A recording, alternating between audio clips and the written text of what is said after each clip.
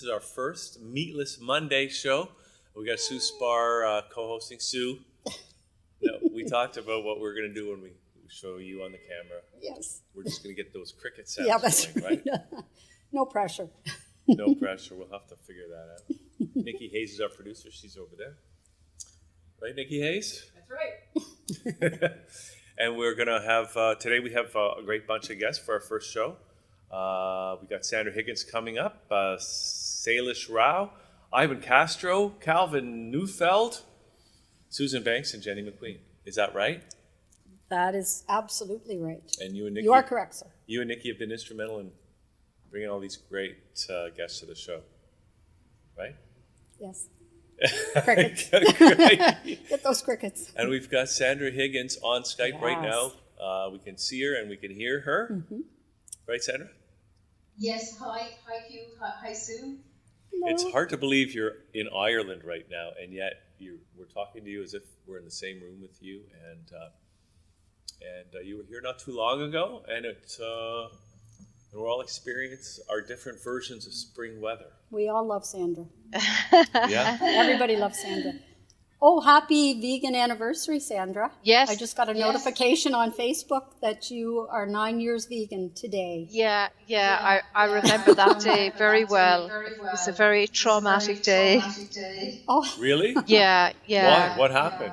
Should we? That was the day that I visited the goat dairy, and for the first time in my life, I realised that in order for us to have milk, babies are taken from their mothers. So it absolutely rocked the fountain of my life. yeah. Mm. Well, that's why we're doing these vegan meatless Mondays, right, Sue? That's absolutely And right. so you're probably waiting till next year, Sandra, the 10th, to have the big celebration, right, of your veganism. Well, actually, we should have had a big celebration this year because the sanctuary, Eden, is 10 years old. Oh. Yeah, it was 10 years old on the 24th of March. And unfortunately, I was so busy that I didn't have a celebration or announce it or anything. But, you know, that's the bedrock of everything I do. And I'm ashamed to say that I was running the sanctuary for almost a year before I fully recognized the animals as persons with rights and went vegan. You know, I needed that shock about the reality of what's done to them to change my own way of living. And we were just talking before we started the show that that veganism is really catching on. Like, I think it's like I saw a video last night or something that there's like 350% more vegans. I'm not sure if that's in the UK, but somewhere, than there were 10 years ago. Like, that's a huge increase. Yes, it is. It's certainly, you know, it seems to be coming into its own. It's the rational thing to do, and information about the sentience of other animals and our moral obligation to them is reaching the public in a way that it never did before. And I'm glad to say that Go Vegan World is at the forefront of that. You know, bringing the animals and their needs from us and their demands from us, you know, right from the depths of animal agriculture out onto the streets where people can see them. On the other hand, I would take those statistics with a pinch of salt because, you know, when people are talking about those studies and those surveys, you have to be very careful that they are talking about veganism and that they're not talking about a plant diet. And this is actually where Meatless Mondays has nothing to do with veganism or animal rights, the topic of your show. You know, obviously, it's much better for us to decrease our use of other animals than to continue as we are, or to increase our use, which actually overall, on a global basis, more animals every year are being bred and slaughtered by us. So, you know, even though we congratulate ourselves and pat ourselves on the back that we're doing very well, in terms of the animals that this is about, we're using more of them and we're killing more of them every year. So Meatless Mondays, actually, the reason I say it has nothing to do with veganism or animal rights, it has its origins in the First and Second World Wars, where it was brought in as a measure to cope with food shortages and to prevent rationing. rationing of food. So it was actually meatless Tuesdays and wheatless Wednesdays. That'll tell you how divorced it is from our concept of other animals as persons with rights. And in 2003, it was brought in as part of the Monday campaigns. And its goal is a 15% reduction in the consumption of meat. So it sets the bar very low. Now, I know people who are advocates of Meatless Mondays claim that it is very successful, and maybe within its own remit, it is very successful. It's moved beyond the United States. It's in countries around Europe now. And if it achieves that 15% reduction, of course, as I said, it's better to reduce our use than to continue as we are. But why not ask for veganism? Veganism is the rational response to the fact that other animals are sentient. It's very easy. It has multiple benefits, even for humans. So from my perspective is, why not ask for it? Because with any other equivalent social justice issue, we wouldn't dream of having a campaign like Meatless Mondays. For instance, we wouldn't have racism-free Mondays. Oh, yeah. That's a good point. It doesn't make any sense. That's a good point, but maybe we need a day that starts with V to really make this happen. Yeah. But then the V should be a vegan day. It should be a vegan day with a very defined goal that people start going vegan on Monday with a view to staying vegan. Because these Monday campaigns, the Sid Lerner Monday campaigns, the Meatless Mondays, it has its origins in a humanocentric interest in human health, because the consumption of meat is damaging for human health, and in protection of the environment. And Sailesh is much more knowledgeable about that aspect of animal rights and veganism than I am. But they were the goals of the Monday campaigns. And one of the Monday campaigns is to stop smoking. But when it concerns human health and cigarette smoking, where the relationship between cigarettes and damage and early mortality to human life is beyond question. The goal is to quit smoking on Mondays and stay off cigarettes. So you have to ask yourself why they don't have that goal with Meatless Mondays. Well, yeah. So, We need a subtitle. We're just calling the show. It's just catchy. Because it's got the M's. Because it's right? Monday. And it's Monday. That's just the name of our show. It's I didn't even really know that there was a movement or a show, Meatless Mondays, right? But we're just doing that here because we're building awareness. Because I think actually with you coming to Toronto, that was a bit of a catalyst for this, Sandra. Because here we are. I don't know if we'd be doing the show today if you hadn't have come here and we hadn't have met Sue and gotten Nikki on board to do this. So what we're going to just be doing here is showcasing people who are vegan or doing vegan-related businesses or having activities that are promoting veganism in Toronto. So that's thanks for. I know you didn't intend to do this, but you really have been a catalyst in making this happen. Yeah, that's wonderful. But I'd hate to think that I was a catalyst for a show called Meatless Mondays. Well, we could change the name. We'll change the name. I'm open to changing the name. That would be wonderful. Yeah, because if you think of it, you wouldn't have a show. World.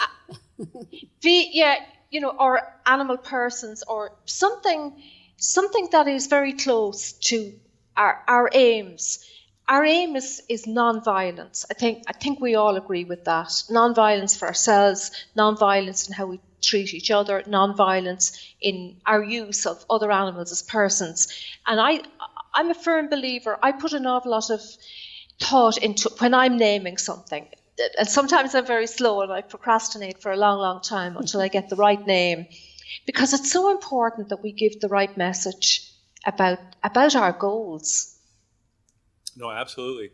And the name, the brand is very important. I agree with you 100%. So I'm just curious, what was the process you went through to come up with Go Vegan World? Go Vegan World, actually, I mean, first of all was Eden. And Eden was in existence for an awful long time before I named it. And even though I don't have any religion myself, I had met Will Tuttle and I'd read The World Peace Diet. And even though I come from a science-based, rational perspective myself, I was, struck by this notion of this perfect place of non-violence, Eden, a place of perfection where animals who are rescued from these very dark, awful places, where they could come and live in as perfect a world as I could create for them. I was soon to learn that I don't create that world at all. I provide the scaffolding and they create that world for themselves. And also the notion that there will be a time when the lion and the lamb will lie down together in peace. So they were the notions that helped me to name Eden. Go Vegan World actually arose from a very dark place in my life, where the animals at Eden, through me, didn't have a voice. And I became very disheartened. I felt I was letting them down because I couldn't speak on their behalf. The only platform that I had to bring the wonderful work that was happening in their lives at Eden into the greater world was a very small vegan education class that I ran in our local town. I put an awful lot of effort into it. It used to cost me €85 a night to rent the room. I used to have to put so much work into finishing my work early in the sanctuary, preparing the food to bring with me, bringing the blender and freezing some food and putting other food into flasks and bringing all the literature and the books with me, as well as preparing the lecture that I gave. And not very many people attended. And one night I turned up with all my, bag and baggage, and I put so much work into it, and nobody at all turned up, and I still had to pay the €85 for the hotel room.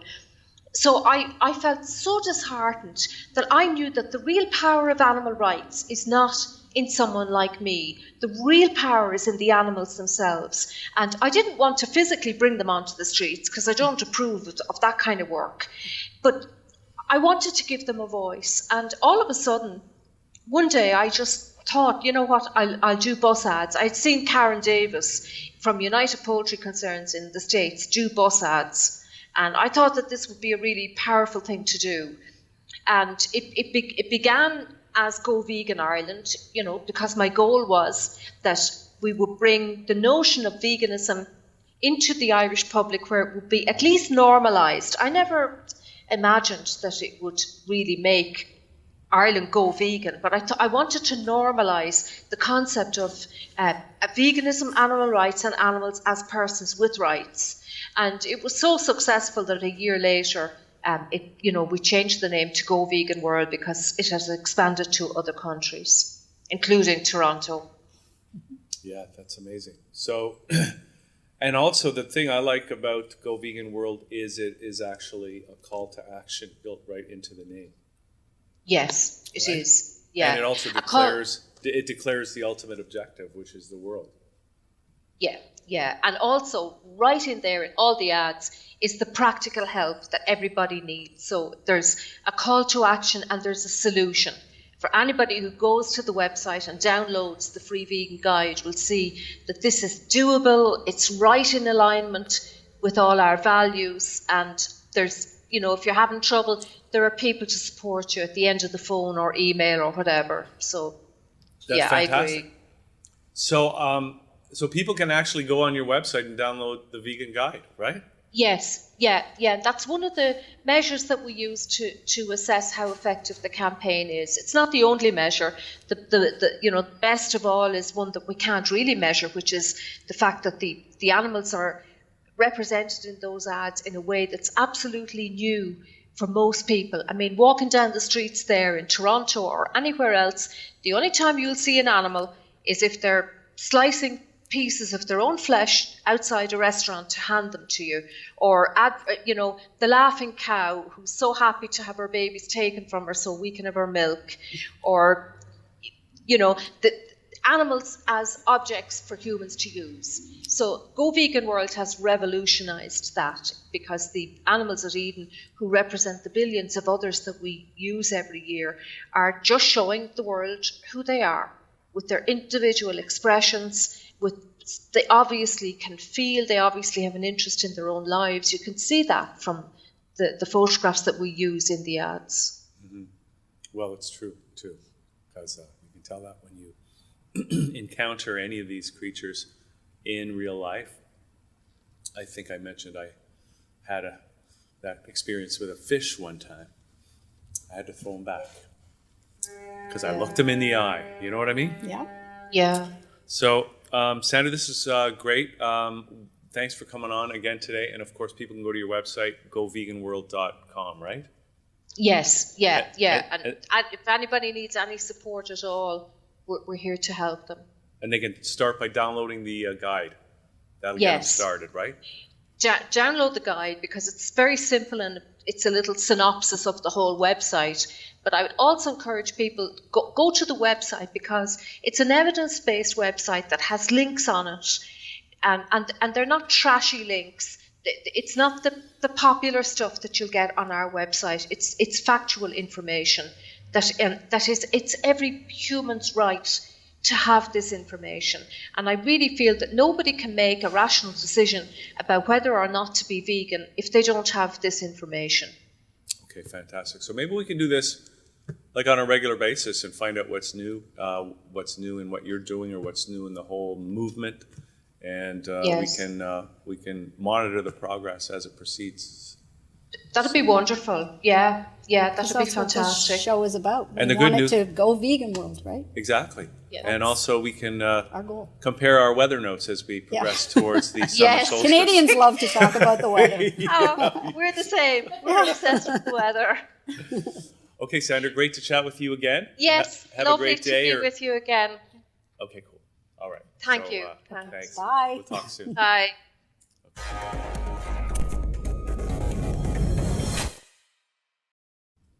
All right, welcome back to the show. It's me, Hugh, and Sue Spar is my sparring partner today, Ooh, right? with an H. With an H. Yeah, sparring with an H. And we're very happy to have Sailesh Rao joining us on Skype from Arizona, where it's very sad to hear, Sailesh, that it's 80 degrees down there. So I don't know how you deal with that, but I'm glad you're coping.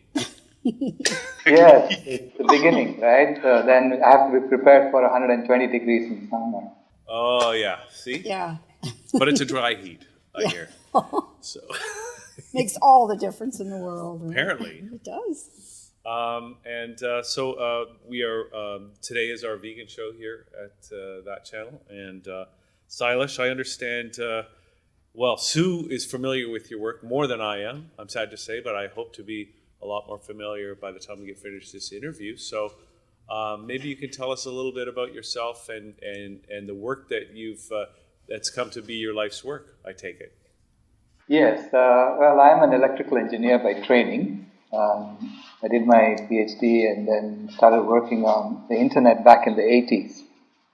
And so I was working on internet systems, and we finished doing gigabit Ethernet, and that allowed the backbone to connect properly, so the internet took off.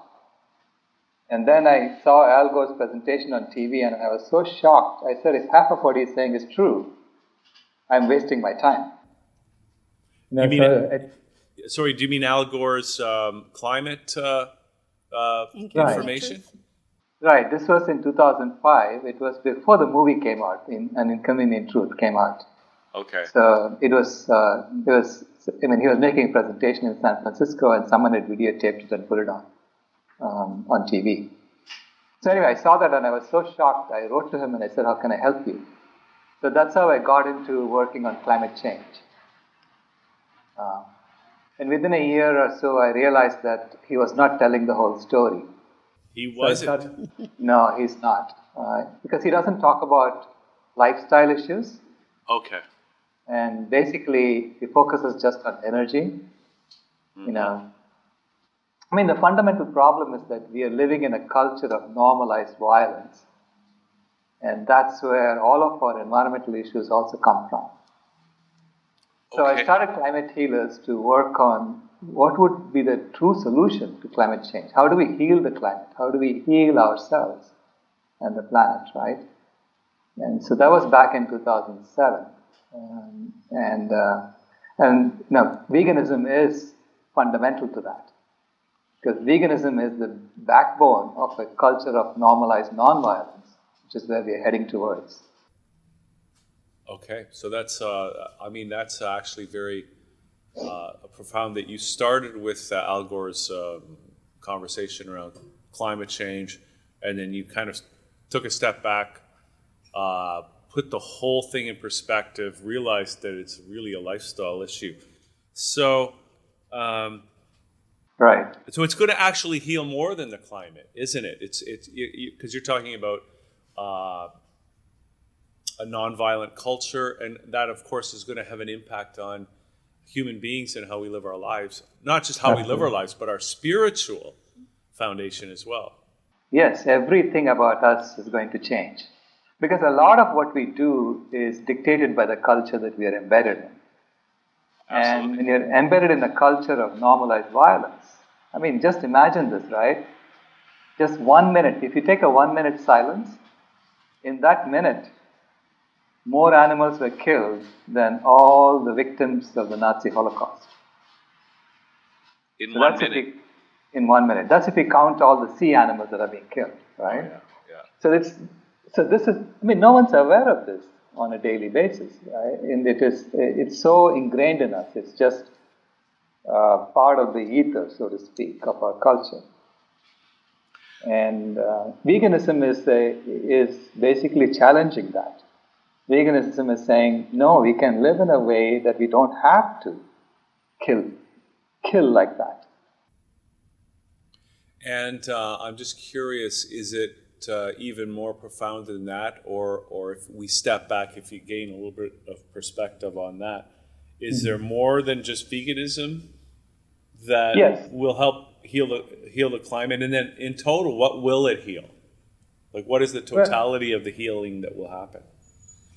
It will heal not just the climate, it will heal our relationship with each other, it will heal our relationship with animals, it will heal our relationship with the planet.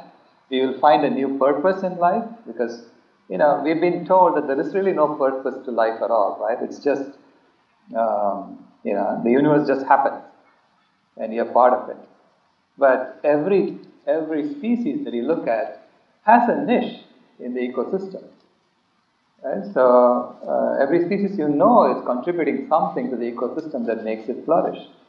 So I believe we will find our purpose, and our purpose is to maintain this climate, maintain this state of well-being for all life.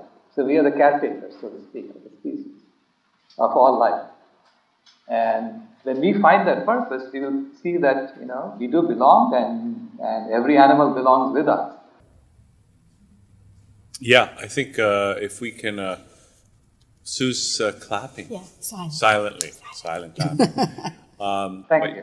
But we can start to adopt the role of stewards of the environment and of all aspects of it, right? Right. Now, what are you working on currently? What specific projects are you working on that we should be aware of? Well, there are 3 major projects at Climate Healers, but they're kind of interrelated. So fundamentally, we are trying to create a vegan world by 2026. So that's the major project, right? And so you envision, what does that look like? What should we be doing? What are all the new processes that have to be put in place? What are the new interactions that have to be put in place? So we are creating a project called the Sacred Lifeline Project in Costa Rica, where it becomes like a proving ground for some of these ideas. So it's a research and development project where we try out new things and see what works, what doesn't work. And so what would be the normal life in a culture of normalized nonviolence? So that's part of Vegan World 2026 also. What But are it's a some? major project, yeah, within that. So that's interesting. Do you have a facility in Costa Rica? We have identified a facility. Now we are working on the fundraising campaign for that. So it's a beautiful facility that's at the edge of the Guanacaste province, which is the cattle ranching capital of Costa Rica. So Costa Rica is also having the same issue, that the cattle ranching activity is encroaching on the forest more and more. So we are sort of starting this at the edge of that facility, of that province, and then hoping to build out and grow that within the community. So the idea is to create an economy where the people in that region are doing regenerative agriculture as opposed to ranching cattle. Mm-hmm. And what kind of projects, you're saying it's a testing ground for nonviolent living. What are some of the specific things that you're trying or testing? So the specific things we'll be testing is, how do you make decisions without needing top-down hierarchies? So that will be the sociology aspect of it. That is the spiritual aspect of it. How do you live in a way that you are being nonviolent in all your actions? So there will also be, how do you create a regenerative economy that interfaces with the current economy? Because it's not going to be something that's completely isolated, right? So you have to start by interfacing with the current economy and slowly migrating it into the new way of living. Yeah, we have to get from here to there, right? Right, yeah, right. So that's the idea. And also, how do you create a lifestyle where you are depending on volunteer labor and not coerced labor? Because currently the system is designed so that some people are forced to do things they really don't want to do, right? So if you think about a culture of normalized nonviolence, you can't have jobs like that in that culture because no one will do it. No one will want to do it. So, and besides, if you don't want to oppress animals, why are we oppressing people? Well, that's right? that's a very interesting topic. I mean, how do you do that? I mean, then we get into the whole issue of money, what money is, what are the rules around money, and do we need to redefine money? Yep, absolutely. You have to. There's no question about that. Well, I agree with you 100%. How would you redefine it? How would you redefine it? So money has to be based on something tangible. Right now, money is not based on anything. People are just making it up. They are just creating money out of thin air, and then going and grabbing resources from the planet, and money gets used. So, which is basically a violent way of dealing with this. And money has to be based on something tangible. Tangible not in terms of a material like gold or something like that, but intangible in terms of the ecological footprint. So that we can measure our ecological footprint as humanity and make sure that we're within limits so that the rest of life can flourish as well. Now, do you have a blueprint for such a new kind of money? Well, I have written a couple of books. I have written about this Ahimsa coin economy within that, and we are working out all the details. It's not that it's all done, right? We are starting with ideas, and then we are saying, okay, now let us get experts in each of these areas and come together, and let's figure out how we're going to do this. I mean, this is it's a great time to be alive because we have to imagine the new and implement it, right? Yeah, and we're starting to think outside of the boxes that have held us in place for so long. I mean, there was a time not too long ago when people just accepted money as a given, and I got to get a job, and I got to work, and I got to do something I don't particularly feel like doing, right? To pay all the gas bills, and why am I even burning gas? That's not even something we thought about. Right. I mean, it was all part of how we evolved. And the system evolved along with it, and then over time, now we have begun to realize a lot of these things that we were doing don't make any sense. But but it doesn't make any sense in the new environment, so to speak, that we find ourselves in. And I see that as part of our natural progression. Because, in any species, you have the conservative side and the creative side. The creative side is going out there, trying new things and seeing what works, what doesn't work, and then telling the conservative side, hey, come along, I found something for you that we can all now transition towards, right? So the creative side are the explorers. They have to do this. And at the same time, you have to have the conservative side that says, no, I don't want to change. I want to stick here. I'm happy with what I have. But we also need them because they create the base from which the creative side can go out and explore. So you need both sides. And so you're seeing this transition happening now where the vegan community is essentially the creative side that's going out there and saying, hey, I found a way to live where we don't have to hurt animals. And actually we can return land back to nature, we can bring back the forests, and we can start helping the animals recover, right? So we are going out there and trying, it's our responsibility to then complete the story.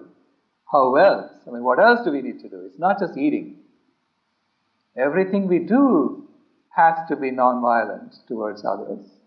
Everything we do has to be limited within our budget, so to speak. So you can then create a constrained economy where the totality of resources that we use is constrained by our ecological footprint. And within that, we can then get creative as to how we do things. And so a lot of processes have to change.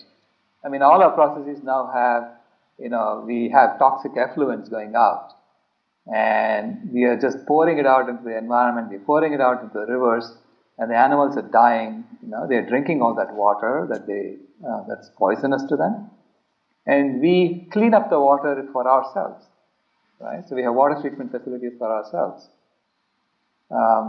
So we need to change that so that the water by itself is pure. So whatever our effluents have to be non-toxic. So it has to become a completely organic, regenerative economy. So the organic movement is part of it. All social justice movements are part of this exploration into this non-violent world. Yeah, and I think part of it too is that, and I mean, you've already alluded to it, but that in our industrial processes, as long as we're outsourcing the cost to the environment of our industrial processes, that the environment as a whole and us ultimately as part of the environment are going to pay that price. We need to internalize the cost of that within our how we account for our industrial production. We are already paying for that price right now, because all the toxic effluents we're pouring out there. Do you know how much we pour? 250 billion tons a year is the estimate. Oh, I know. But companies don't report that on their accounting statements, so it goes. Right. They don't count that as a cost, and they're not accountable for it. Really, everyone is accountable for it. The environment is accountable for it. Nature itself.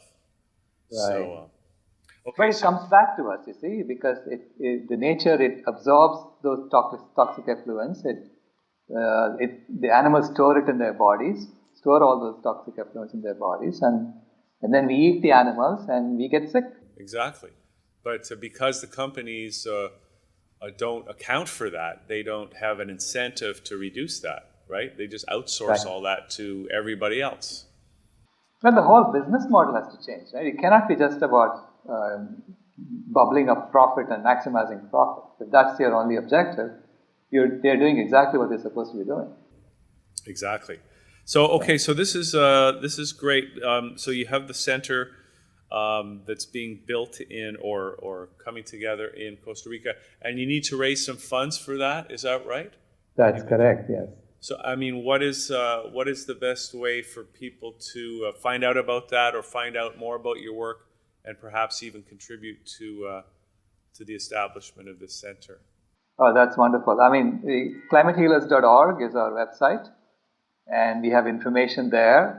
It's being updated right now on our fundraising campaign, but it's not there yet. So we're in the process of doing that. Well, people can maybe they'll be watching this in the future, so I'm sure everything will be up. Yes, in the next couple of weeks it will be up. See, so most of the people it'll already be up, so they can go there and support it with their immoral cash from our currently corrupt system that's going to be changing. Sailesh, this has been great to chat with you. I know there's probably so much more that we can chat about, so I'm hoping we could maybe do this on a regular basis, and you can let us know about other projects you're involved with and how they're coming along. So I would love that. Thank you. that would be great. So thanks so much for being with us today, and people can, again, go to climatehealers.org. Any final thoughts you want to leave us with today, Sailesh, before we sign off? Well, I'll leave you with Antonio Gramsci's quote. He said, "The old is dying, the new is yet to be born, and in the interregnum, there are a variety of morbid symptoms." So that's what we're experiencing right now, morbid symptoms, and that's a good sign. Thank you. Okay, thanks for that. Okay, so we're going to take a little break. Sue Sparrow's here. We've got Ivan Castro, Susan Banks, Jenny McQueen. Lots more coming up on our vegan Jenny McQueen show. with the movie star name. Yeah, so we'll be right back.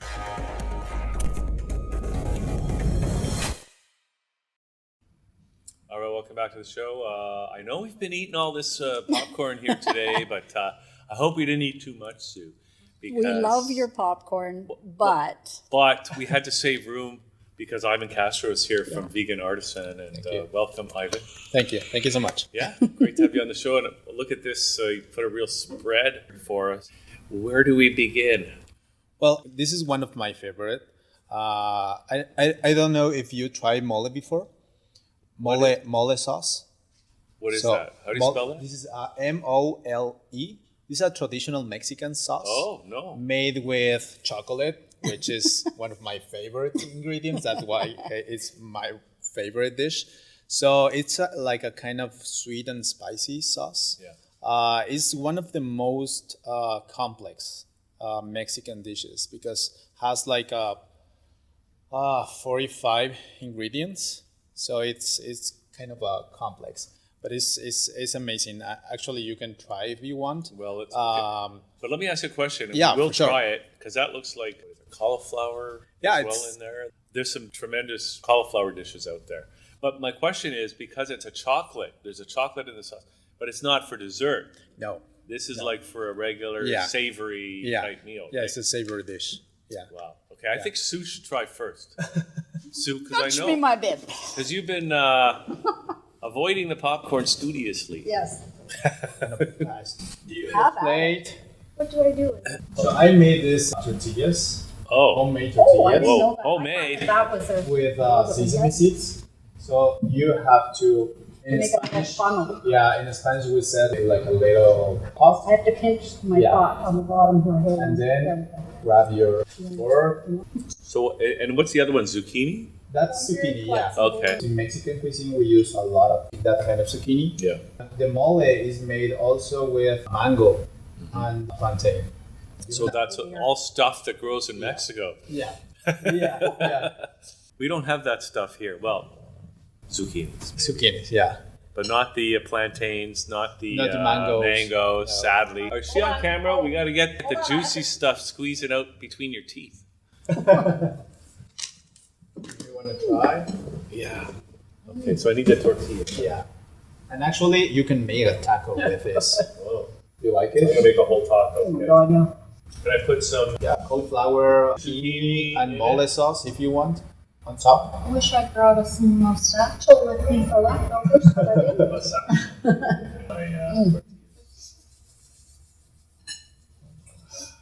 Just because it's chocolate, I don't like to mix the desserty things with the other things. It smells like chocolate, but it's not that sweet, You're right? not a picky kid, are you? Yeah, I You're was sniffing your food. I didn't even like chocolate for birthday cake. Oh, really? Yeah, As a kid. I was the only kid. Okay. No thanks, no chocolate. It's good? Now I know what you're talking Yeah. about. Okay. Nice little spicy. I know. It's delicious. So everything is, of course, vegan. So I made everything from scratch, which I love. Over here, we have a traditional Mexican dish made with hibiscus flower, Yep. and a little bit of shiitake, mushroom. And on top of this, pineapple caviar. And the tortilla has cilantro microgreens. Yummy. So the flavor is amazing, and you can try that with this salsa, which is a tomatillo sauce. Somebody asked me recently what my favorite Chinese food was, and I said Mexican. Yeah. You saw that Yeah. on Facebook. Yeah. Oh, I get this whole thing, Yeah, for sure. and I'm just gonna stab it into here. I could see the cilantro in there now. You see that? I can see it on the. I won't double dip, okay? I always double dip, so. It's like putting your whole mouth right Yeah. in there. You like it? Oh yeah, that's. Is that good? It's also a little bit sweet, I'll but use not that the, sweet. I'll use the other end. Then it doesn't count. I might just stuff this whole thing in my mouth. All in I one think shot. we need napkins, right? Well, too late. Yeah, it's too late. I mean, Just use my hands. Let's all pretend we're at home. do you want to try Just one of wiping these? it on our hands. I do, but I kind of want to save some for other people too, feels- though, yeah. right? I have more in the You back okay with if that? you want. Oh, we got more in the back? Yeah. Do you want to eat that or do you want to give that to me? Okay. I know. Wow. You can try this. Oh. That's hibiscus soda. Here, give me your hand. It's Soda? best friend. Yeah. I made with the hibiscus that I already cooked, and with a little bit of mint and agave syrup. We have some agave syrup here. Yeah. I use that It's our all new the time favorite instead of thing. honey. If I make a peanut butter sandwich, where And the flavor is different. but I love it. And we got some napkins now. Was honey not vegan? Nope. Nope. Because of the bees, right? Yeah, I mean, the hard work that they put in, and why Yeah. should we exploit them for the fruits of their labors? And it's also very cool as well. You know, they want that honey to insulate their hive during the winter. So this is hibiscus soda? Yeah. I'm looking forward to this. Did you make this? Yeah. Because I saw it over there. It looks almost like it could be wine or something, right? Looks like, yeah. Yeah. Yeah. Maybe we should have got some wine glasses. Yeah. Because it looks so good. In Mexico, we call it agua fresca, which is like fresh water.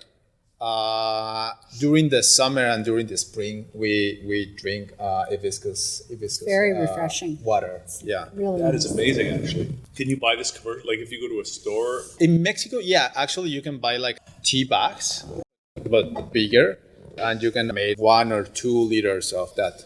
Yeah.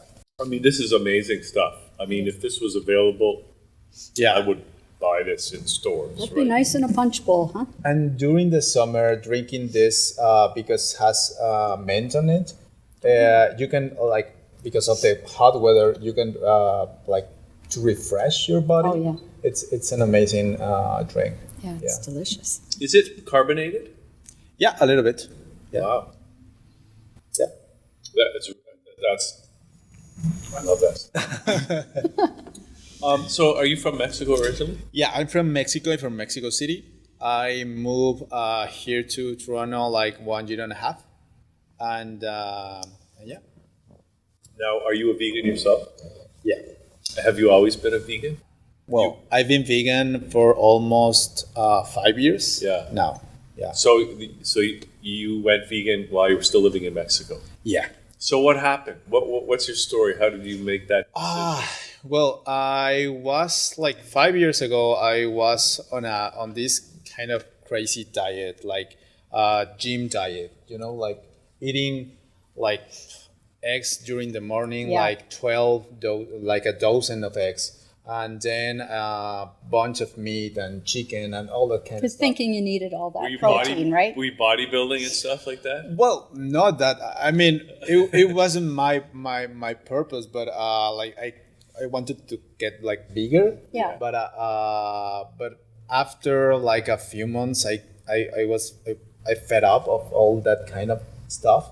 So I was eating a steak. I remember, I was eating a steak on a restaurant, and I was with my cell phone. So suddenly there was a video. I think was PETA or something like that about how I couldn't remember what was it, but I was in shock. I was eating a piece of meat, and I was watching a video. Surreal, huh? Yeah, it was surreal. So I realized that what I was doing, it was wrong. You know. Yeah. So Wow, people don't make the connection that quickly all Yeah. the time. That's amazing. at that time, I only have one dog, now I have 4 dogs. So I realized that I have an animal and I love animals. So why eating animals if I love animals? So Exactly. that's how I became. Well, yeah, because suffering is suffering. Pain is pain. They have. Yeah. We all have the same feelings Yeah. and emotions. Yeah, for sure. Now, were you a chef?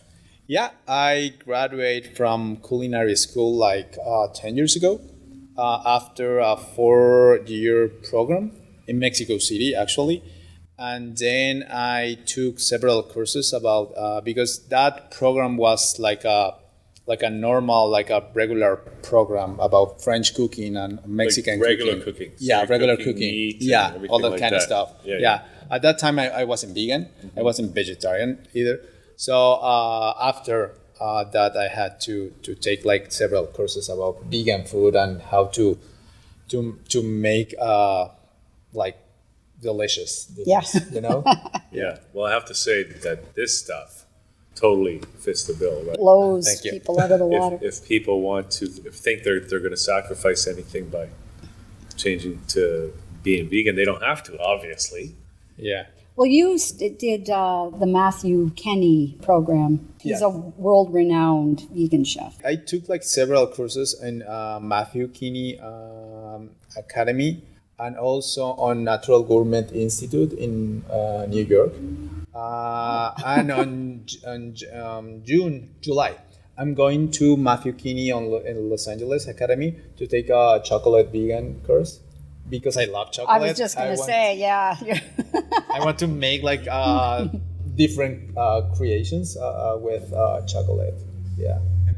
It's not my style. I try to replicate something that is already done. Right. Like a piece of meat, like a steak, like a vegan steak. Right. Yeah. Or like a on chicken, on tuna, you know? Right. Yeah. Because if I left the meat, if I don't eat meat, I don't want to eat like a piece of like a similar like a steak Texture and in my dish, like a Yeah. texture, even the flavor.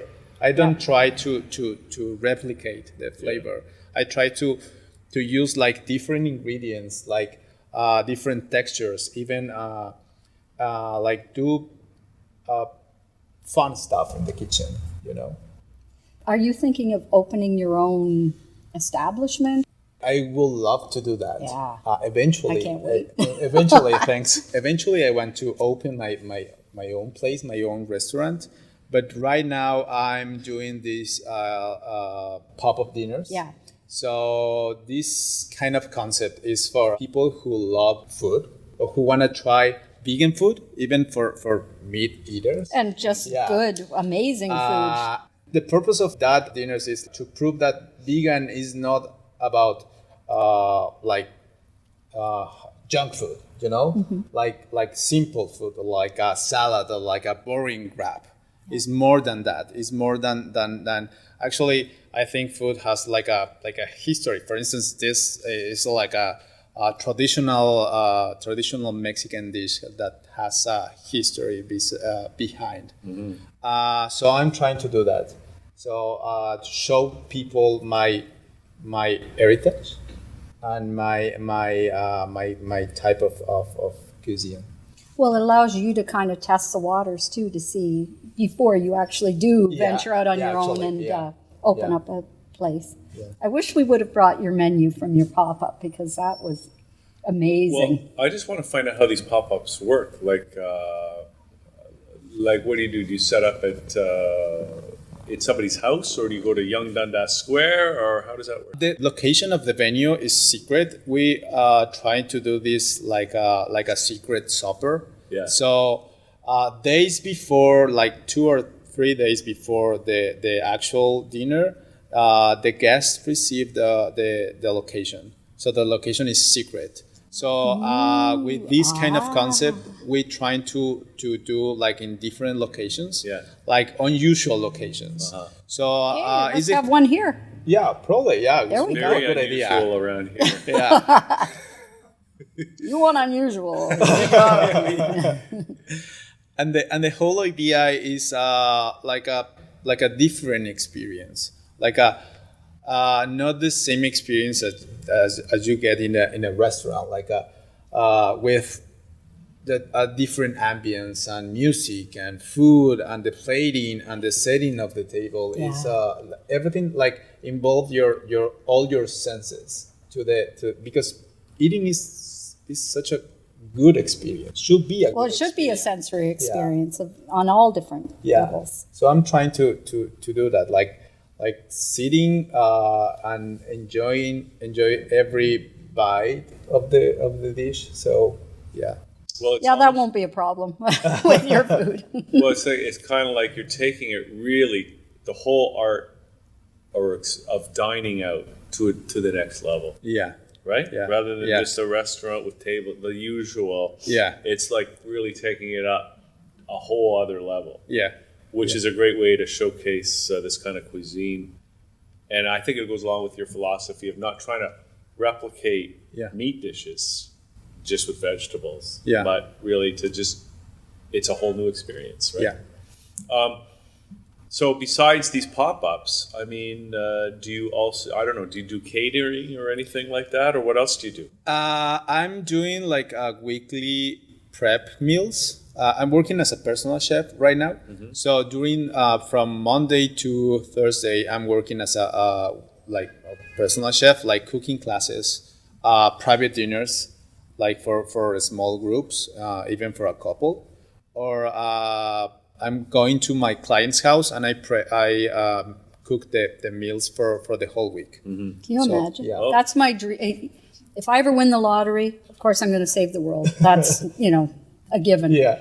But I'm going to have my personal, maybe not live-in chef, but For a full week, you go for one particular client and you cook their meals for the whole week? No, for instance, if you were my client, I go to your house like on Monday. Yeah. So I cook the meals for the rest of the week. I see. Like the basic plan is like 5 dishes, and each dish has 4 servings. So if there's a couple, you have like dinner and lunch for up to 2 weeks. For a family of 4, you have dinner for only for a week. Oh, I see. So you show up one day. One day, and then only they've one day. got Yeah. all their meals together for 4 days or a week or 2. Yeah.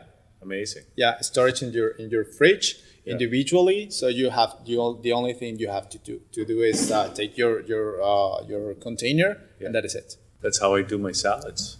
I make them one day a week, and then I got a salad every day. wow. It's going to put you out of business, isn't he? Yeah. Ivan? I still got to eat my salads. You can be my partner Yeah. if you want. Salad guy. Yeah. How does somebody get on your list to be invited to the pop-ups? I'm Well- on his list, by the way. Yeah. What? I'm on his list. You by the are? way. Yeah. Have you been to one of these pop-ups? No, I but was she's- I was she's ready. gonna I be was in- gonna, but I had to decline The next one. graciously. Yeah. So the last one I promoted on Instagram with the whole menu. So after 5 or 6 days, it was sold out. Wow. Yeah. That's. And how many people do you usually get out to your pop-up? The last one was the first one, so it was a 14 guest Wow. dinner. Yeah, and it was crazy. It was such a great experience. I had a lot of fun, and people, for their reaction, they were so happy to eat like different food because the whole menu was Mexican.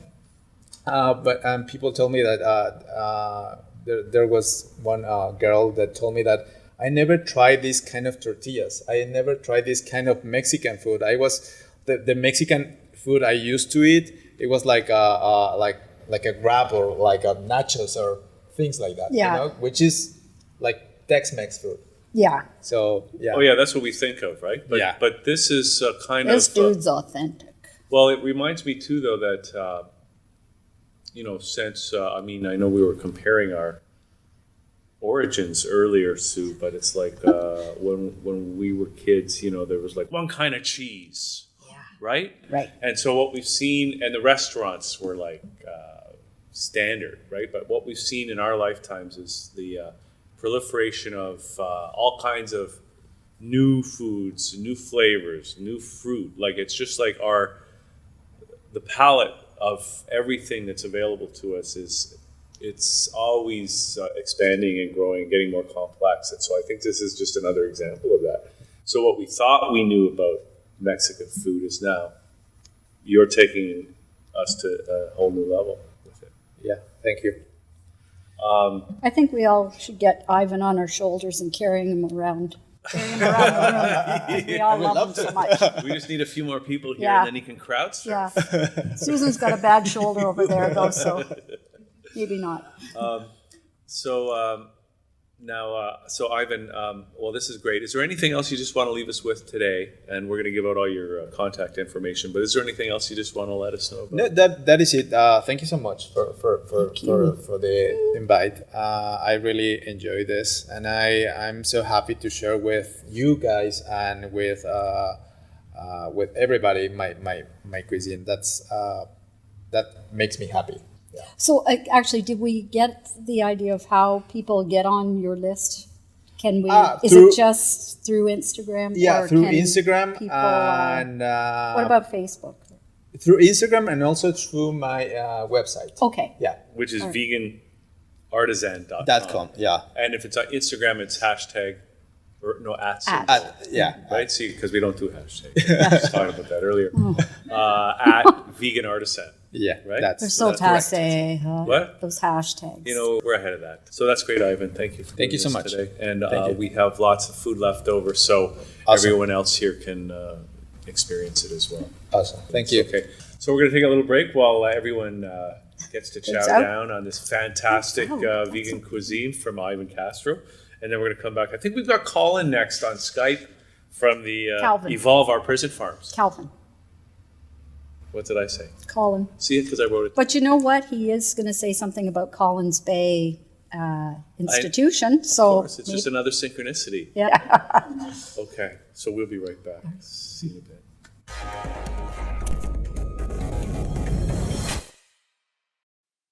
All right, we're back on the show here. Me, Hugh, and Sue is here. Hugh and Sue. And this is the vegan Sue and show. Hugh. Sue and Hugh. Okay. All right. And we have Calvin Neufeld here right now. We just found out you're in Perth, Ontario. That's right. Hello. You're part of the Perth County conspiracy, I understand. What can I'm I an say? active member of my community. Yeah. Okay, great. So, well, welcome to the show. And this is we're talking about something called Evolve Our Prison Farms. And Sue was just giving me a bit of an intro before we came on, but maybe you could kind of give everybody a rundown for us. Well, sure. I run Evolve Our Prison Farms. It's a campaign. We are a community coalition, just a bunch of everyday folk who are concerned about the use of animal agriculture as a rehabilitation program for prisoners. And we have been campaigning for nearly 2 years now for the government to bring prison farms back to Canada as plant-based agriculture, being innovative, sustainable, forward-thinking. And if they insist that animals are at the core of the rehabilitative benefits, then we are saying that sanctuary is the only way to do that without involving prisoners in conflicted relationships with the animals, which is a necessity in animal agriculture. That's very interesting because I think there's been studies done where if they give prisoners an animal to care for, like a dog or a cat, you know, like a pet, that it has a really profound impact on those prisoners. Very therapeutic. Yeah. So obviously a sanctuary would seem to be a better idea. It just makes sense. There's no other circumstance in which it would be considered acceptable for therapy animals to be killed at the end of their service, let alone for prisoners to be the ones slaughtering and butchering the therapy animals that they had bonded with and eating them also. This is just such a strange scenario. And because when it comes to food, we don't always immediately associate food animals as having the same rights as any other category of animal. But it's only our distinction, putting them in that category of food animal, and then we just don't think of them as having the right to their lives, to their bodies, to their babies, to their milk that their bodies produce. So this is a really interesting scenario that we have an opportunity here to raise awareness about what's actually involved in animal agriculture. This isn't a scenic, bucolic, old MacDonald had a farm scenario. In order for any animal to make milk, like humans, they have to be pregnant. So prisoners were, in the past, before the farms were shut down, they were inseminating cows, reaching their arms up inside, inserting an insemination gun into the vagina, and impregnating the cows, then taking away their babies at birth or shortly thereafter. Males are slaughtered, females will be impregnated at the earliest opportunity. And when the cows, the mothers, as their milk productivity declines, they're slaughtered. And there is actually an on-site slaughterhouse at Joyceville Institution where the government is now introducing a new goat dairy operation. The procedures will be similar: insemination, milking, removing babies, and slaughter. And they are calling this emphasizing rehabilitation. I guess they were shut down at some point in the past, but what is behind the movement to bring these things back online? That is a tricky question. The government says that it's responding to public demand. They recognize that people saw the value of prison farms, and people did see the value of prison farms and growing food and putting that prime agricultural land into good use. But no one's having a discussion about the involvement of the animals and what that means for the animals and for the prisoners who have to engage in these practices that tend to be overlooked, not talked about. So now the government is saying, is bringing them back as a good public relations move. However, this announcement of a goat dairy operation where the milk is now going to not be served into the prisons or to the prisoners, is going to be sold to a Chinese infant formula factory that is currently under construction in Kingston. And the selection of Kingston for this Chinese infant formula factory, which is going to ship 85% of its product back to China, and the timing of reopening the prison farms and this announcement of the prison farms producing the milk for this company, it seems is too suspicious to be just coincident. So I believe personally, but I don't have the evidence yet, but I do believe personally quite strongly that it is this deal with this company that is the reason for the supposed feasibility of reopening these prison farms. So Joyceville, very close to Kingston, probably part of the decision behind building the plant there. And obviously involving the cooperation of the Canadian government. Do you have a connection to the correctional system, Calvin? How do you know so much about this stuff? Well, it's been 2 years now, and I've done my homework. I have read every bit of news, every media piece. I have read the entire parliamentary debate that took place when they were closing the farms. I have talked to people in the community. I have talked to the former farm supervisor. We have met with politicians from the local level to the top level, all the way up to the Correctional Investigator of Canada. And next week we'll be meeting with the Commissioner of Correctional Services Canada. So But who won't you be meeting with, right? Pardon me? Ralph Goodale? We won't be meeting with him. He has declined our requests for meetings. So we've had only the opportunities that we've been allowed to have. Corrections has been very respectful and open and cooperative, but this isn't, essentially this isn't their decision. The decision is up to Minister of Public Safety, Ralph Goodale. And it is he who has decided to pursue this goat dairy plan, which has taken everybody by surprise. Not so much me, because I've been reading the articles and the news, and I've seen the writing on the wall here and there, but very much kept on the down low. So that makes it extra suspicious for me. The writing has been on the wall. So we've been trying for about a year and a half to get a meeting with Minister Ralph Goodale. He does meet with groups, particularly with proponents of dairy, and he just this past week has finally responded to us and declined our invitations to meet with him. So he has shut that door, but we are still pursuing every opportunity that we can and every democratic avenue to influence this, and including in December we submitted a 13,000 signature petition to Minister Goodale, which received no response, no acknowledgement. We have submitted reports. We have collected expert testimonies, everybody from lawyers to criminologists and climate change experts to experts in interpersonal and animal abuse, and submitted all of this data, all these reports, and all of these opportunities for innovative plant-based agricultural market opportunities. The markets are booming, and we can make money. There's this false dichotomy being set up that in order for the farms to make money, it has to have animal agriculture. Otherwise, it's just throwing money away. But no, you can make money off of plant-based farms. Many, many farmers do plant-based and do very, very well. We just need to be proactive and inventive and creative. Well, especially as we see the numbers of vegans up 350% since 10 years ago. Obviously, the market for plant-based food is already going up. But it sounds like this deal, it's like, somebody shook hands, made a deal between Canada and China probably. The Chinese were already invested in building the plant. I mean, they've just paid lip probably service. very difficult for Ralph Goodale to go back on his word or somebody's word. Precisely.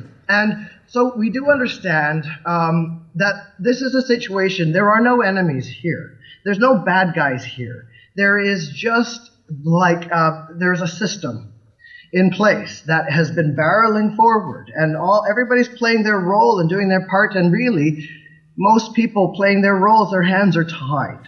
Yeah. And so we understand that. So this isn't about making enemies or getting angry or violent, but we understand that we have to raise awareness. We have to have the difficult discussions. We've had politicians tell us outright, I understand what you're saying, but how do you have this conversation at the same table as a dairy farmer? Well, I say, you just do. We have to. This is about the rehabilitation of inmates. This is not about dairy.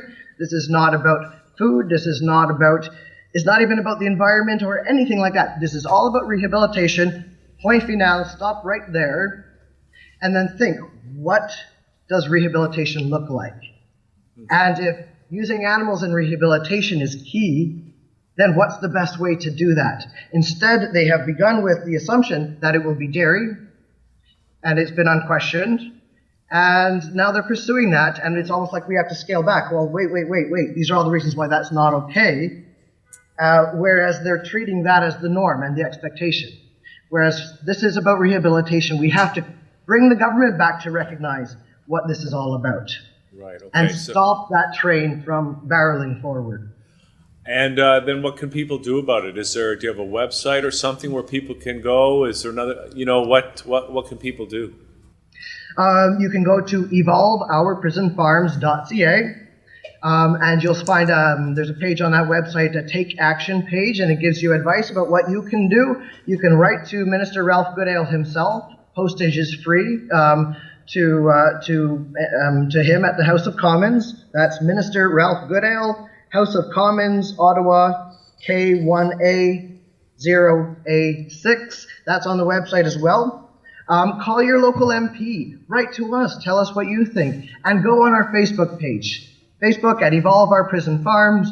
And share and comment and engage in the debate and the discussion. Be a part of this. This is not just about Kingston. This is not just about prison farms. This is a national issue, and it's a justice issue. Human rights, animal rights, environmental justice, so many issues of justice converge on this issue of the prison farms. And we have an opportunity here as a country to model sustainability, intelligence, forward-thinking approaches to agriculture and to rehabilitative programming. And it would be easier, and it would cost less than this animal agriculture model. Okay, well, Calvin, this is great. Thanks for coming on the show today. Tell us about this. Good luck with the fight, and let's stay in touch, and please come on back when you have some other news to report. Well, thank you very much. I appreciate that, and I would love to come back anytime. Okay, great. Thank you. Sue, that was great. Calvin's great. Yeah. We One should of go my- visit One him. of my causes. Let's go visit him in Perth in the summer. Yeah. Okay, we're going to take a little break, but to come back, we still got Susan Banks and Jen McQueen to come on the show.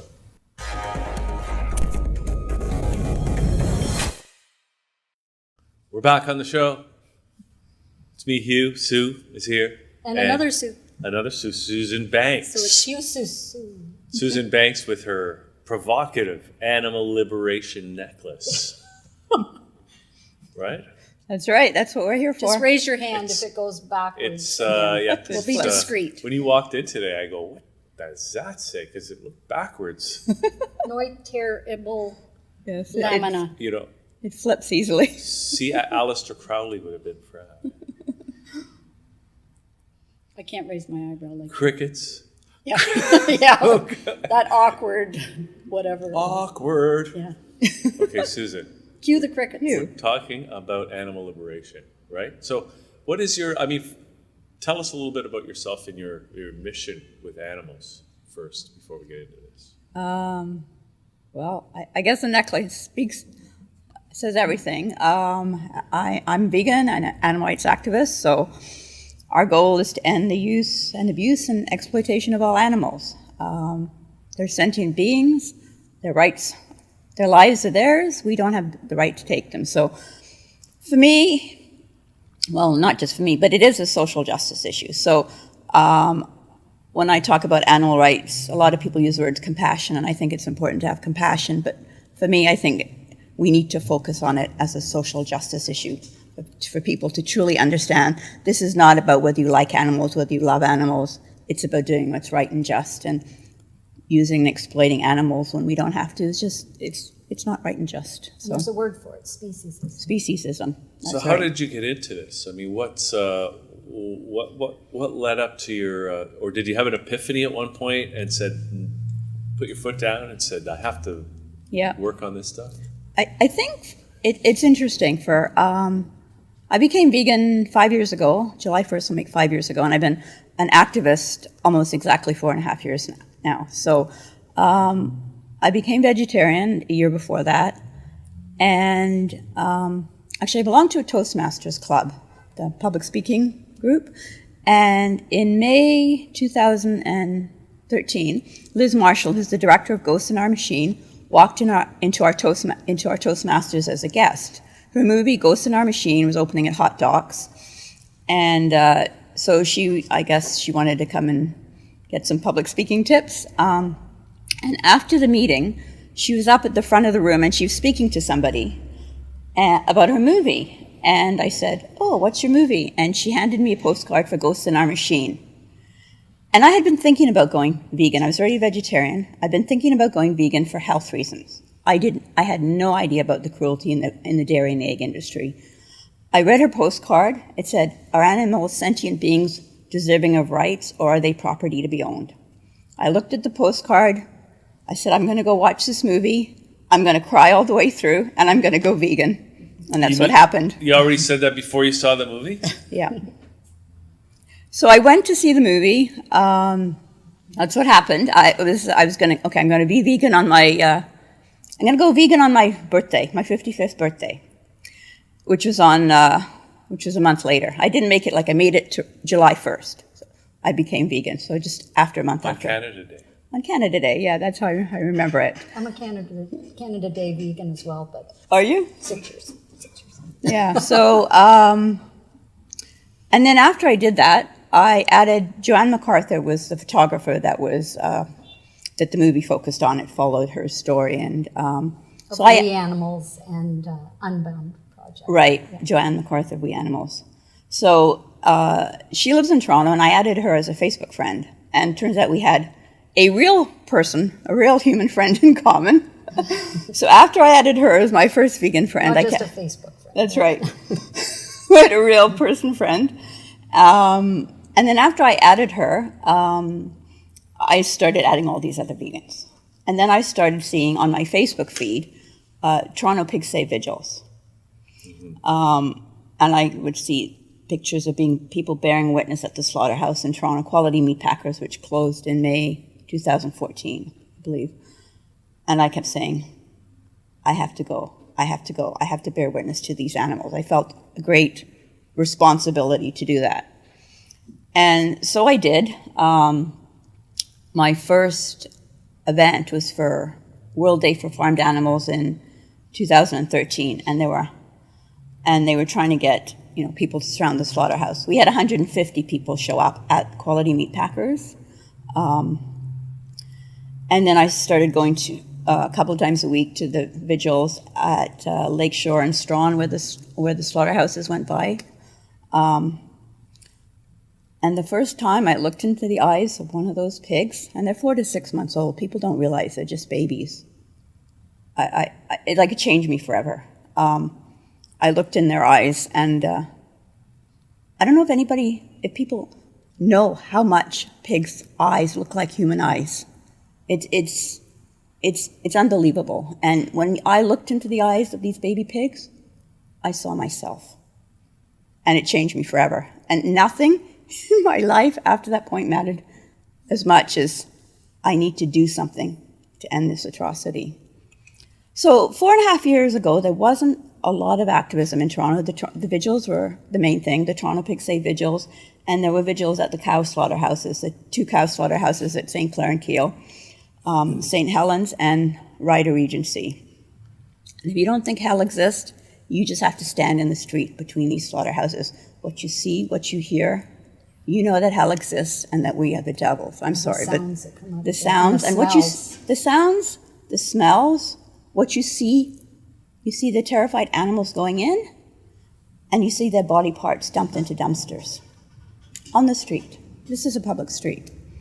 Anyway, in the last 4.5 years, activism in Toronto is just, not just in Toronto, around the world, has just taken off. There's been, it's not just Toronto, it's not just the Save movement anymore, which back then there were 2 groups. There's Toronto Pig Save and there was Toronto Cow Save. Now there's over 300 groups around the world. And I give Anita Krantz credit for all of that. The Save movement. Yeah, Anita Krantz of Toronto Pig Save, who was a co-founder with her dog Bean.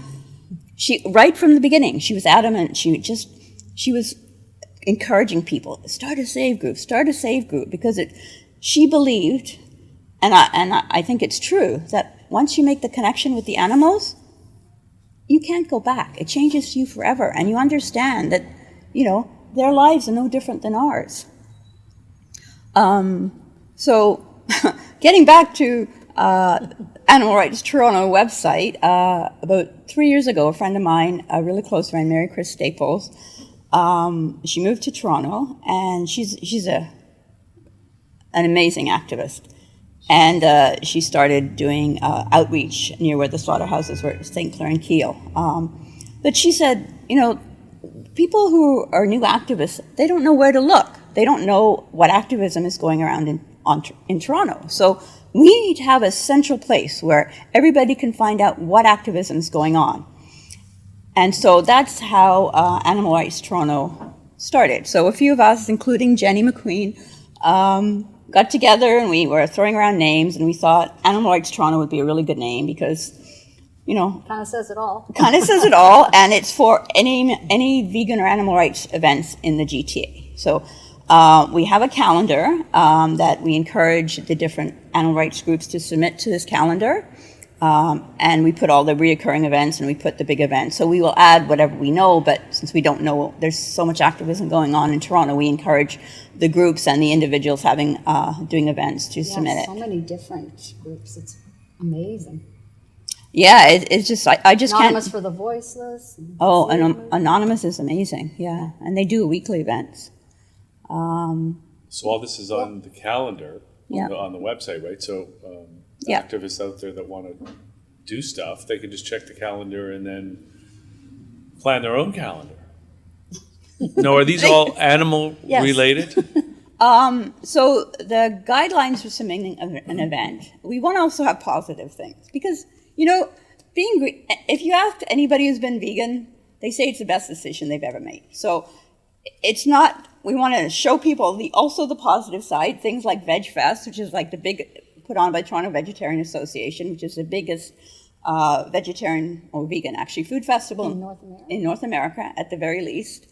They have all kinds of, events going on that are vegan focused. So we encourage people to submit those events. So the only conditions are you can submit an event to the calendar if it's vegan or an animal rights event. So no animals can be used in the event. So the event itself doesn't have to be vegan. So if we have, say, a dog or cat rescue want to submit their event, we're happy for them to submit their event, but they then can't be serving the corpses of other animals. Like They can't be having a pig roast that's right. as a fundraiser. That's right. Yeah. So the requirements are the group doesn't necessarily have to be a vegan group, but the event has to be a vegan event. No animal products served or sold. So, but we also have a Facebook page that's administered by a couple of other people. So Facebook.com, Animal Rights Toronto, and the events are on there, and they're on the website. I can't say they're 100% coordinated.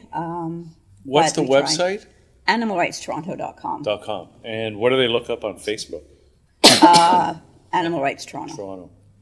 I see a pattern. You do? I see a pattern developing here. And our Gmail is animalrightstoronto@gmail.com. It's weird. What's coming up in the next month or so? Well, anonymous, and when Jenny comes up, she probably can tell us a lot more things. But there's some events that happen every single week. So the vigils for the Save movement. So Toronto Pig Save has a cow vigil every Tuesday from 9:30 to 11:30 at the cow slaughterhouses. They have a Pig Save vigil at Fearman's Slaughterhouse. It's actually what it's called, Fearman's, in Burlington, every Thursday. Fearman, Thursday. I believe it's in the morning. Anonymous for the Voiceless. What about, are there still chicken save? Chicken Save vigils, I don't know if they've restarted. They're at Maple Leaf Slaughterhouse, also at St. Clair and Kiel. They stopped them in the winter because the trucks are covered up and you can't bear witness to the chickens.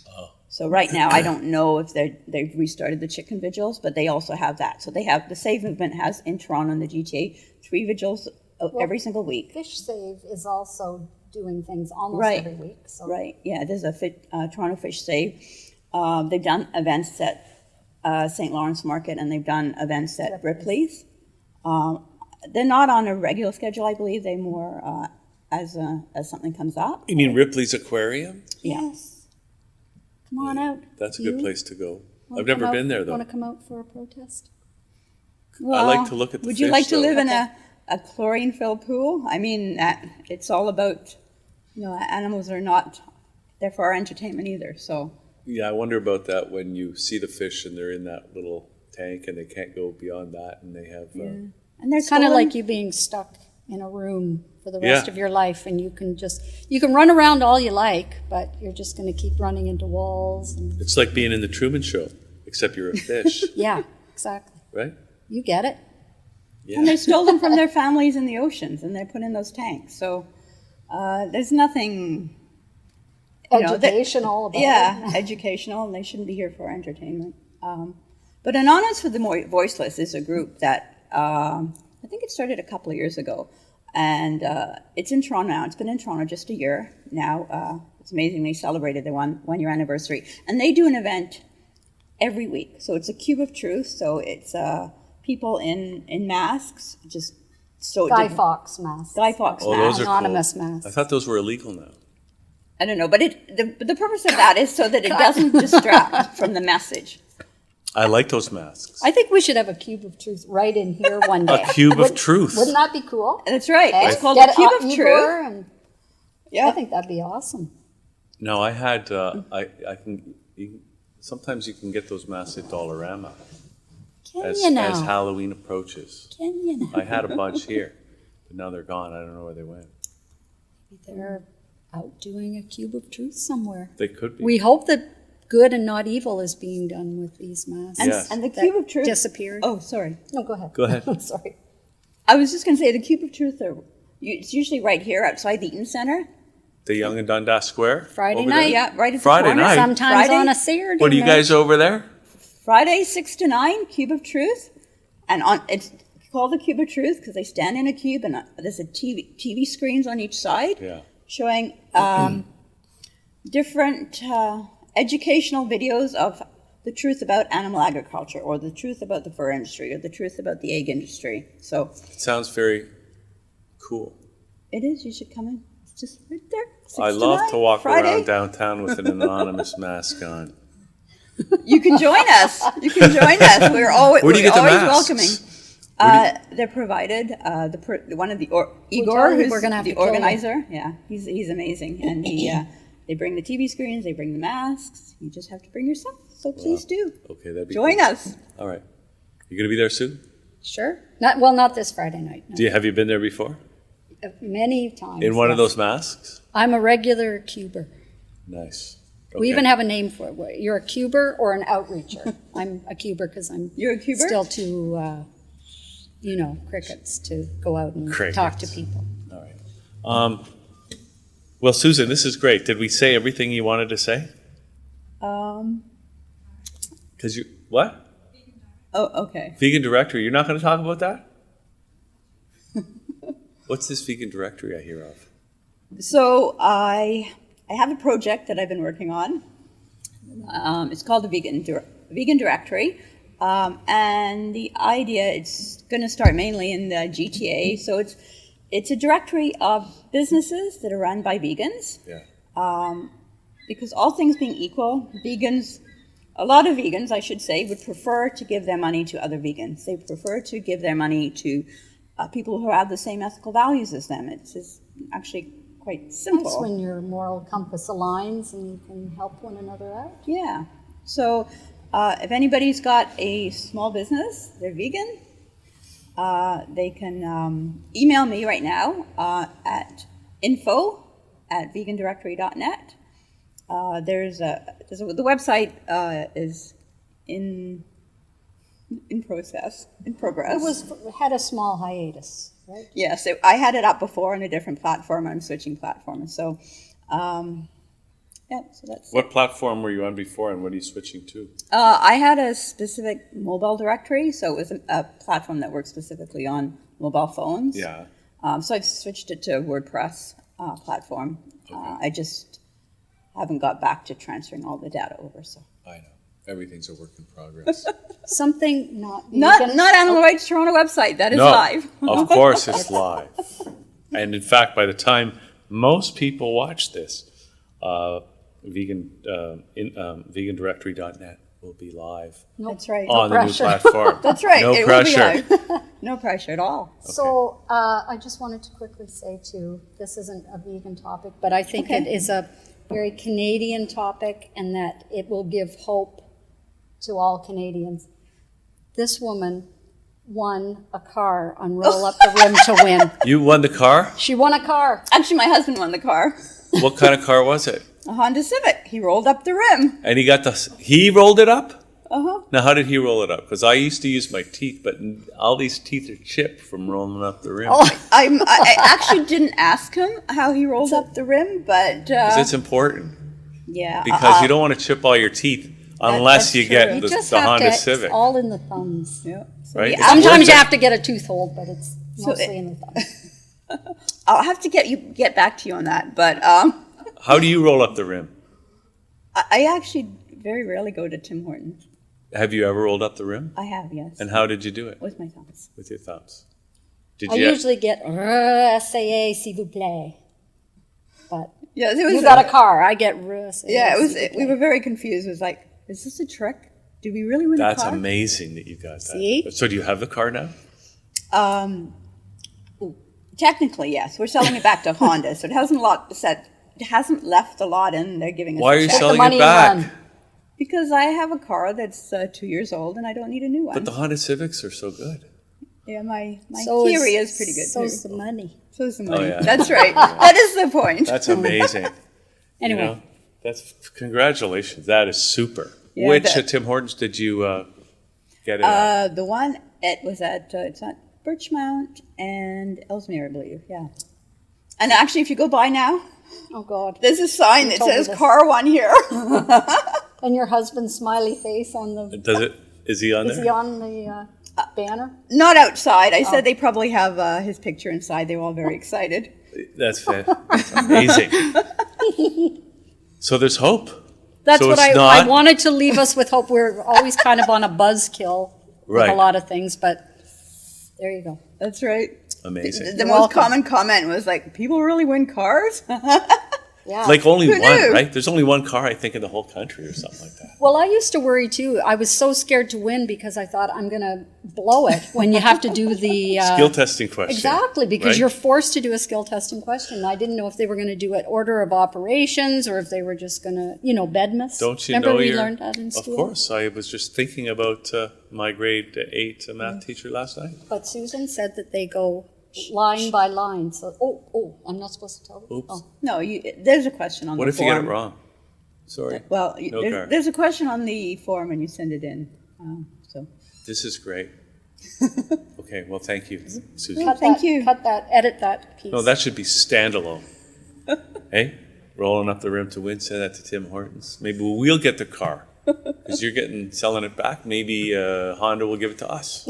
maybe. Right? I just don't know. Okay, that's a we good get the idea. dregs. Your dregs. All right, okay, we're going to take a break. We're coming back with our home stretch guest. We've got Jenny McQueen coming on the show. And it's going to be awesome. And I wonder what she won. And I wonder how she rolls up the rim. So we're going to find out right after this.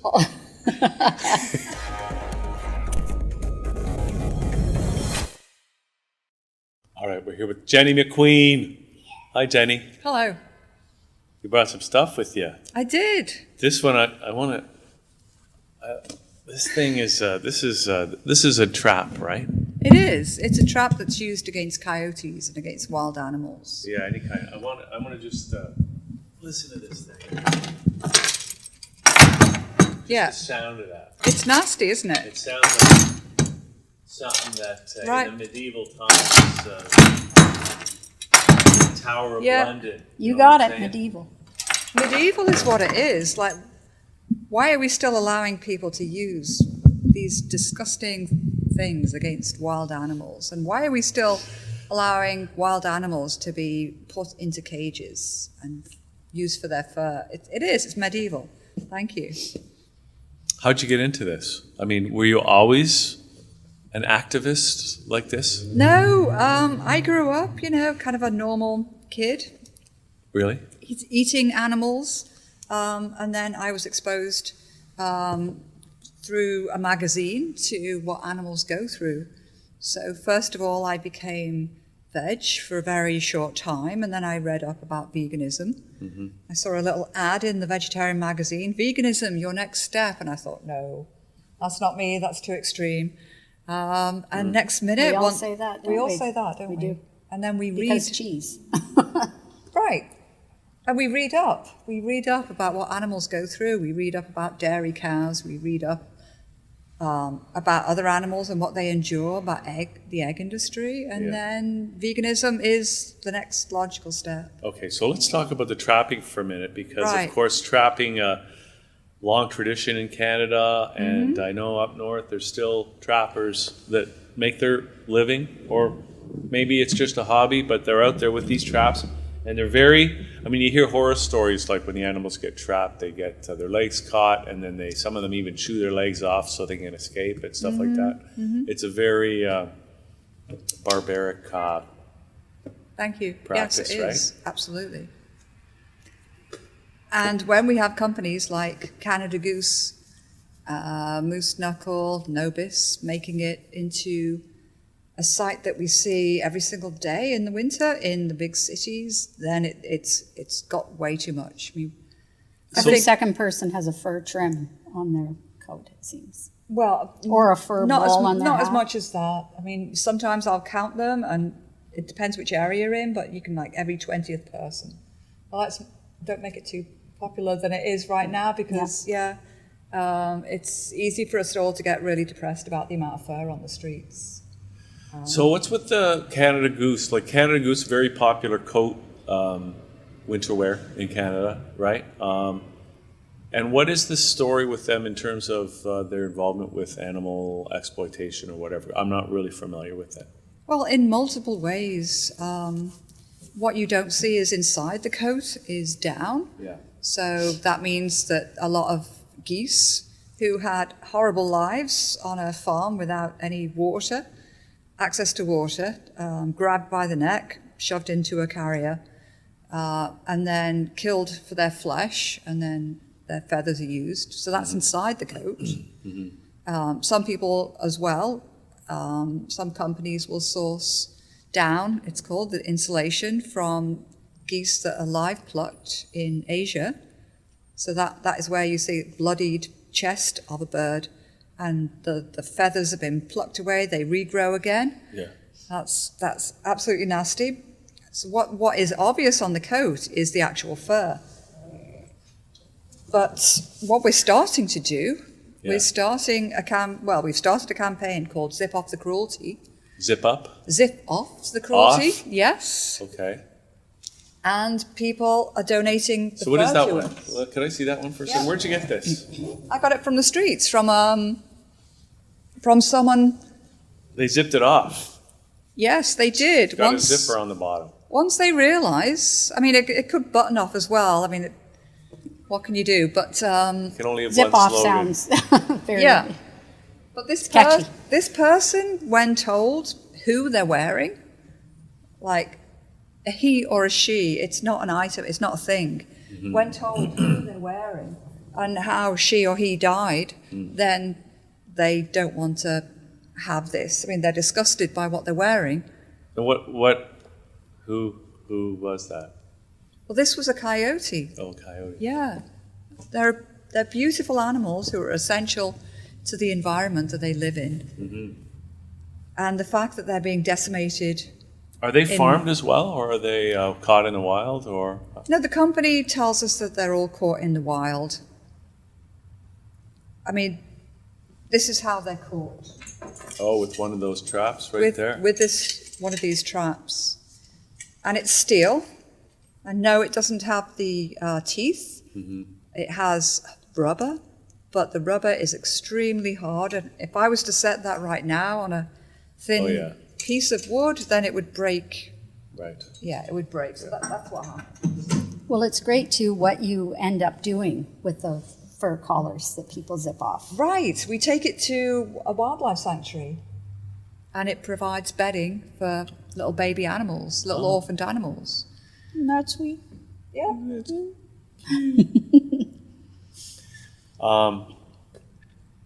And now, what you guys were talking about, you have a bunch of fur at your house? Oh. Well, I do, because people are realizing that, my God, I'm wearing this beautiful animal. I don't want to do that anymore. Yeah. So I gather up all the donated fur. I could have brought you a mountain of fur. I could have, I've got dozens of pieces of trim just from this season. I tease her that she's got more fur in her closet than a fur hag. So, and it's kind of, but it could be true. And like we're getting emails good. every day. It's good. Yeah, it's but a it's good for the thing. right reasons. It's for the right reasons. Because you're taking them from people that have kind of had an epiphany. waken up to their to an awareness of what they're actually involved in. Exactly, right? and a lot of people don't know. They don't know what they have on. They don't know who they're wearing, and it's our job to as activists. I think more and more people need to be speaking up to those people that they see in the street. Just on the way here, there's someone in the subway that I spoke to. There's someone in the coffee shop that I spoke to. Oh yeah. And each one of them say, "Oh my God, yeah, I do love animals. I really do. And seriously, I'm wearing an actual animal." So It's really just a question of consciousness, right? Mm-hmm. Almost. Yeah. Cognitive dissonance is high. It is.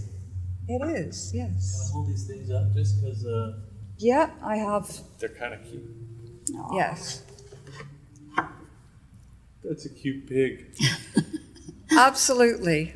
And pigs are intelligent as well. I know. Yes. Right? Yes.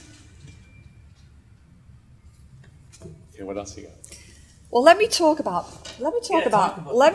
these little individuals. As part of another organisation that I'm with, Direct Action Everywhere, we do open rescue. So it hasn't been made public yet, but just a couple of weeks back, I rescued with a team a couple of beautiful little individuals, just like that little piglet. What happened? Was it like what did you break? Was it an interesting story? Please tell us. It's an interesting story, and I don't give all the details about how it happened. We keep some of the details back. Right. But the end result is we go in to places where animals are being abused in systems, in cages, farrowing crates, and gestation crates. Yeah. So you have all these mother pigs who cannot turn around. They literally cannot turn around. The place is, it makes your eyes water. It's filth. It's filthy. Filth and stench. They stand on a slatted floor and their feces goes through to a great big lake that then pollutes everything around. But all the public see in the Ontario countryside, this is just a couple of hours away, is a beautiful white clean shed. They don't realise the horror that goes on inside there. Windowless sheds usually. Windowless sheds, yeah. Yeah, it was like what Susan was talking earlier about just the slaughterhouses, right? And it almost sounds like a scene from it is a Holocaust, right?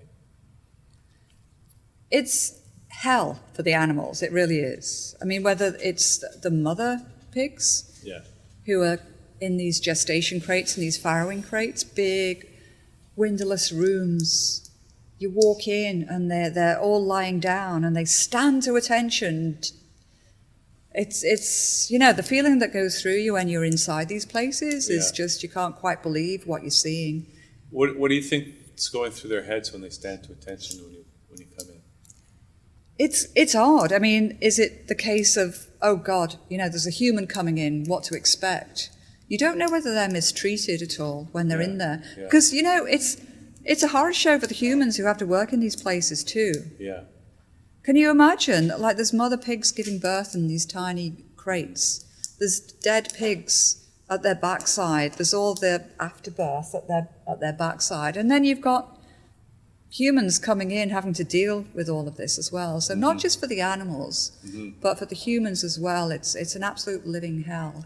Do you ever talk to the workers, the humans that do work in these Not places? so far. Just to get a vibe of what they're Not so thinking far. or experiencing? That would be a very interesting experience, though. So when we expose this particular address, when we do a media push for it, then, going back and doing an interview with these people would be extremely interesting. It'd be great to have someone like that on Who would be? this show. Yeah, just to get a sense of it, because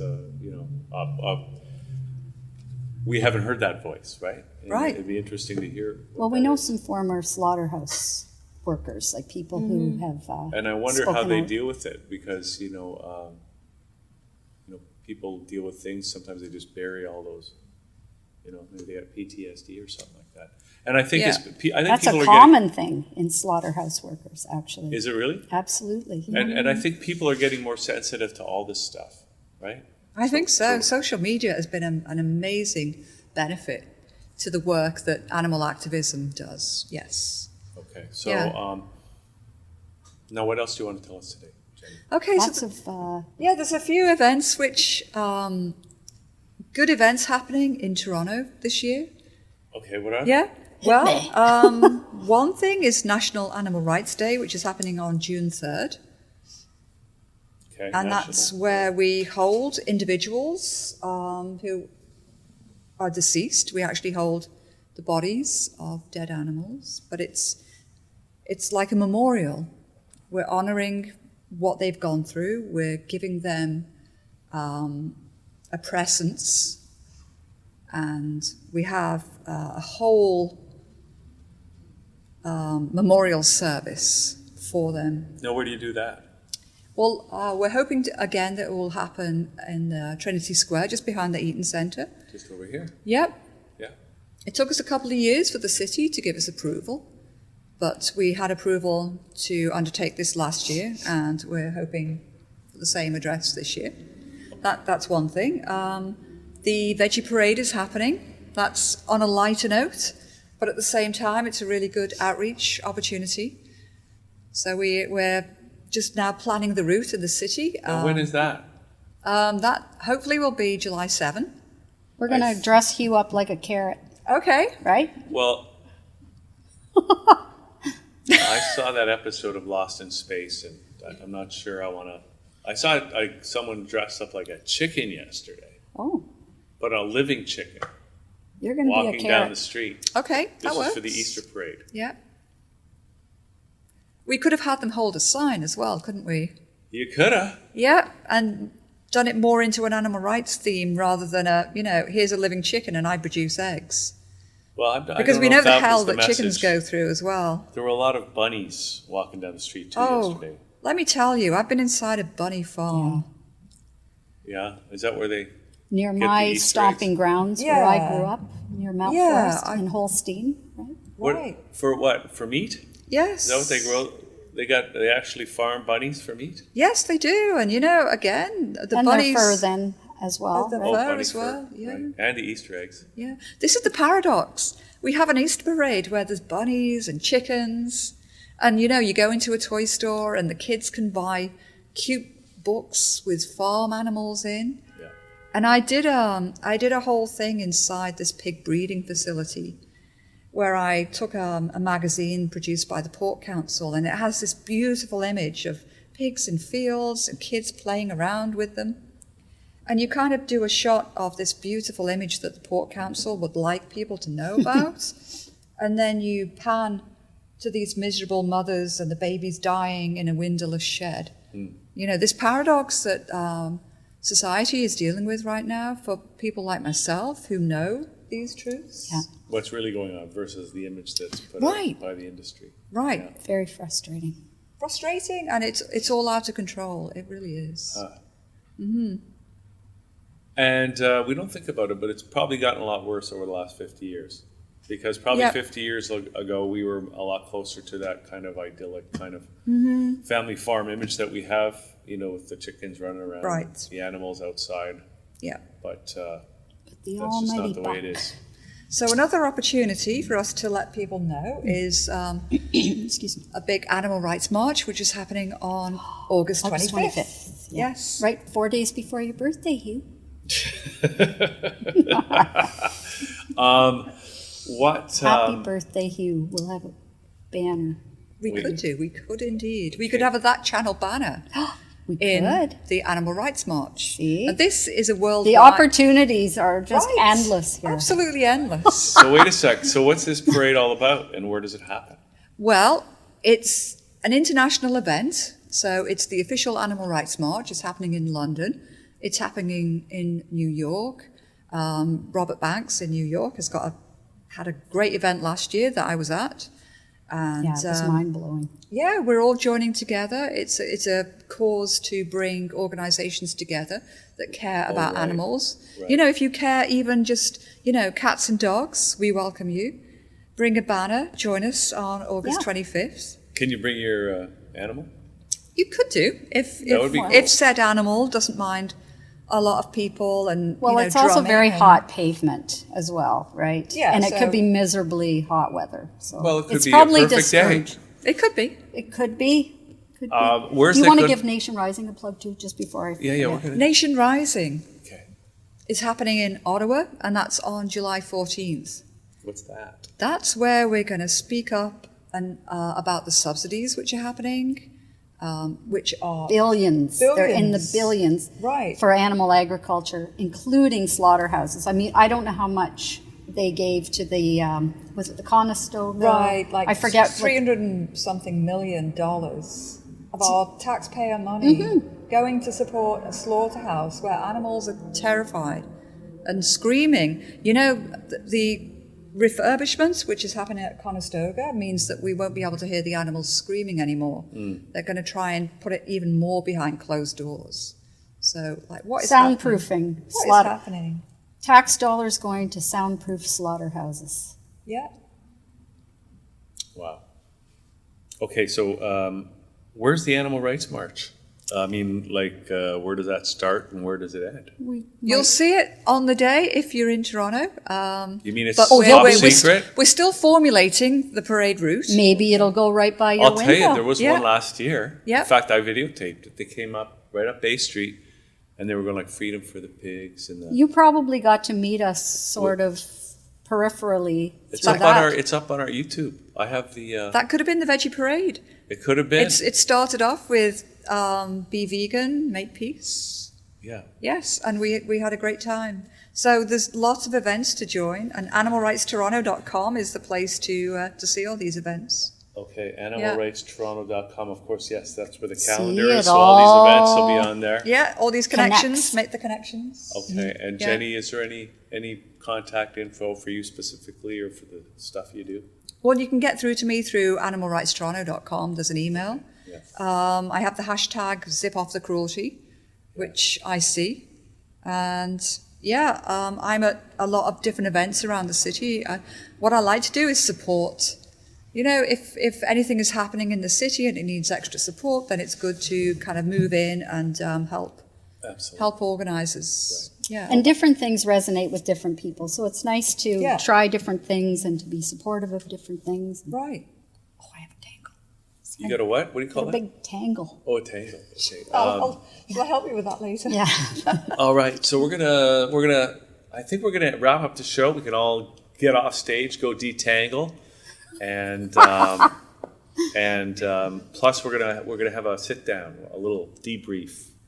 You know, like the astronauts after they get off the fake, whatever they're pretending to fly around on. Conspiracy. So we're going to make I believe that. I believe conspire you're to right. make a vegan world. How about that? Yeah. By 2026, Yes. right? Or According to or Sailesh. sooner. Or sooner. Preferably Or sooner? Yeah. Yeah. If not sooner, as we say. Well, this has been great. Thank you, Jenny, for coming here today. Great to have you guys. You guys here came early. We're here for the whole show. Yeah. And of course, Sue, how did you think of our first show today? It was good. I was very nervous, as you know. Are you nervous now? A little bit, but it's better. Are you going to be nervous next time? Yes.